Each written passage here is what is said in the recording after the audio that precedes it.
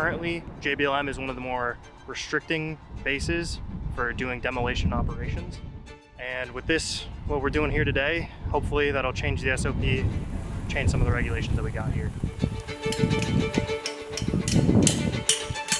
So day one, we mainly focused on the linear charge that enabled our infantry counterparts to allow their soldiers in their breaching tactics. Burning, burning, burning!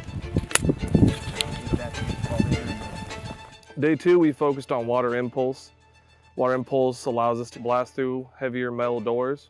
Tape it, slap another IV bag on top, sandwich it, tape it up. Any questions? That was mainly the water impulse charge, the linear charge, and the silhouette charge, which are all used to bust down doors and just get into buildings, mainly.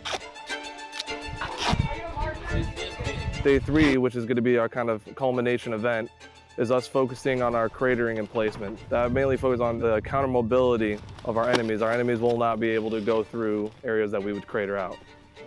What it's trying to do is it's trying to make these massive craters that Abrams ultimately can't go through. So that's what we base it off of, is the largest caliber of vehicle that can cross it. So the significance of training the demolition that we're doing this week is not very often that you see cratering charges being emplaced and set off on JBLM.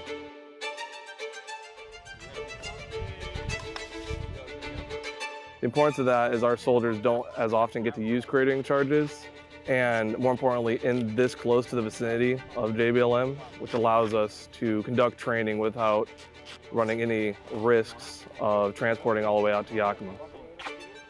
This is benefiting us as a whole throughout our time doing this training because we're able to practice our three principles of being a combat engineer.